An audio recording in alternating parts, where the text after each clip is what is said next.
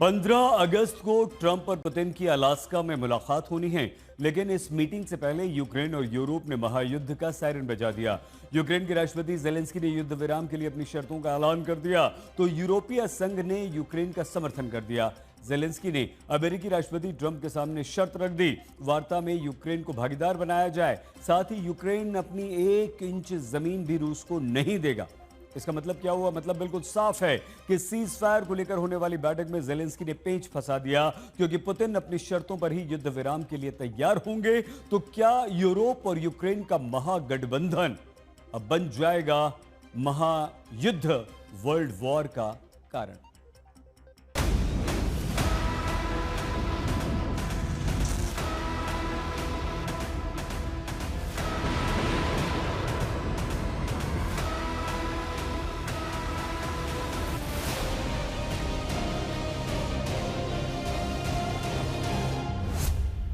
क्या युद्ध विराम नहीं, महायुद्ध की तैयारी है?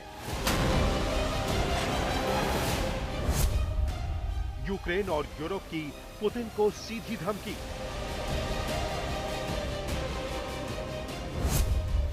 क्या रूस पर नाटो मुल्क करने वाले हैं हमला?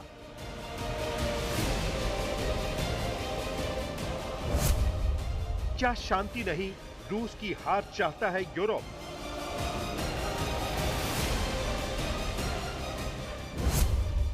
क्या पुतिन की गिरफ्तारी का सीक्रेट प्लान है?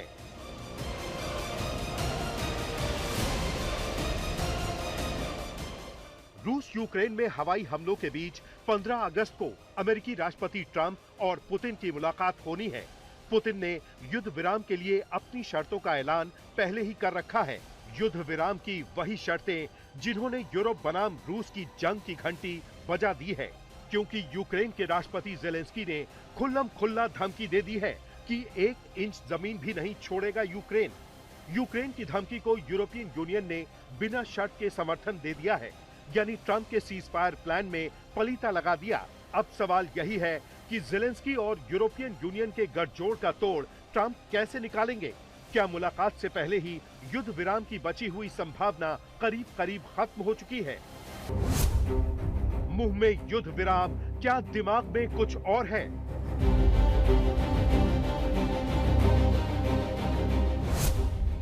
क्यों अलास्का में ट्रंप पुतिन की मीटिंग होगी?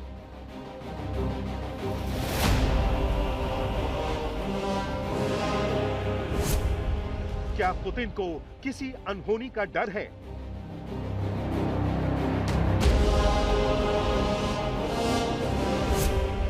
क्या पुतिन को गिरफ्तारी का डर सता रहा है?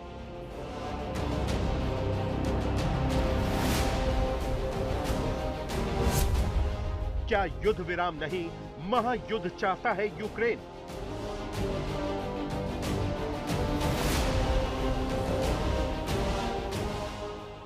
युद्ध विराम की सबसे बड़ी बैठक से पहले यूरोप ने पुतिन के खिलाफ महायुद्ध के संकेत दे दिए हैं, क्योंकि यूरोपियन यूनियन का साझा बयान ट्रंप पुतिन की मुलाकात को लेकर सबसे बड़ा झटका है।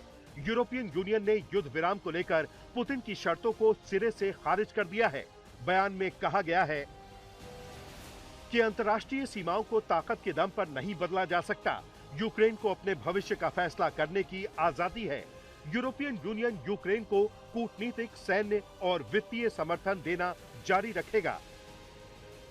मतलब Britain, France, Italy, Germany, Poland और फिनलैंड समेत कई मुल्कों ने मीटिंग को लेकर रेड लाइन खींच दी है। ऐलान यही है कि युद्ध विराम होगा तो यूक्रेन की शर्तों पर। यूक्रेन के राष्ट्रपति जेलेंस्की ने भी अमेरिकी राष्ट्रपति ट्रंप को संदेश दे दिया है। संदेश ये कि यूक्रेन के बिना 15 अगस्त की मीटिंग का कोई मतलब नहीं है। यूक्रेन को शामिल किए बिना कोई समझौता हो भी जाए तो उसका कोई मतलब नहीं रह जाएगा। रूस ने जो कुछ किया है, हम उसके बदले उसे कोई इनाम नहीं देंगे। यूक्रेन के बिना यूक्रेन के खिलाफ लिया गया कोई भी फैसला शांति के खिलाफ फैसला होगा। रूस अब भी ये थोप रहा है कि यूक्रेनी इलाके के बदले यूक्रेनी इलाका एक्सचेंज किया जाए। इसका नतीजा ये होगा कि युद्ध शुरू करने के लिए ये रूसियों को सिर्फ और सुविधाजनक पोजीशन देगा। जेलेंस्की की यही धमकी युद्ध विराम की राह में सबसे बड़ा रोड़ा है, क्योंकि पुतिन के साथ मीटिंग से पहले ट्रंप ने सुझाव दिया था कि रूस यूक्रेन के बीच समझौते के लिए कुछ इलाकों की अदला बदली संभव है। ट्रंप का दावा यूक्रेन और यूरोप के दावे से एकदम अलग है, क्योंकि पुतिन अपनी शर्तों से पीछे हटने वाले नहीं हैं। ज़ेलेंस्की यूक्रेन की 1 इंच जमीन छोड़ने को तैयार नहीं है। वहीं यूरोपियन यूनियन ने ऐलान कर दिया है कि यूक्रेन को हथियारों की सप्लाई जारी रखेगा। इसका मतलब यही है कि मामला शांति की तरफ नहीं, बल्कि महायुद्ध की तरफ बढ़ रहा है। इसका संकेत यूक्रेन लगातार दे रहा है। रविवार की रात यूक्रेन ने रूस पर ड्रोन से बड़ा हमला किया। रूसी रक्षा मंत्रालय का दावा है कि बीती रात 3 दर्जन से ज्यादा ड्रोन को मार गिराया गया। रूस के डिप्टी फॉरेन मिनिस्टर सरगेई ने ऐलान किया है कि रूस किसी भी दबाव या ब्लैकमेल में नहीं आने वाला। रूस पर दबाव बनाने, ब्लैकमेल करने और उसे हुक्म देने की कोशिश करना, हम इसे कभी स्वीकार नहीं करेंगे। हम उसी का जवाब दे रहे हैं जिसे हमारे विरोधी और विपक्षी स्वीकार्य मानते हैं। ऐसी स्थितियां भी होती हैं जब कार्रवाई करना और संभावित विरोधी द्वारा उठाए जा सकने वाले कुछ कदमों का अनुमान लगाना जरूरी होता है। ये निश्चित रूप से आगे भी जारी रहेगा। इसमें कोई शक नहीं कि ट्रंप से मीटिंग को लेकर पुतिन भी सतर्क हैं।